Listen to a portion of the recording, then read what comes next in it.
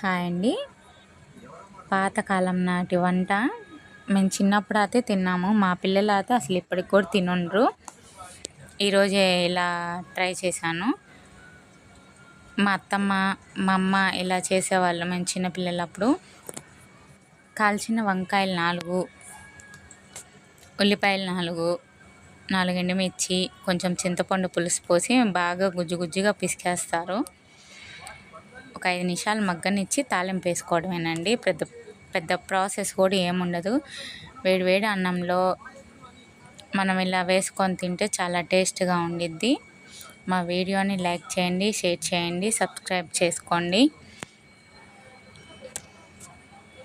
ఇంతకీ దీని పేరేంటో అనుకుంటున్నారా?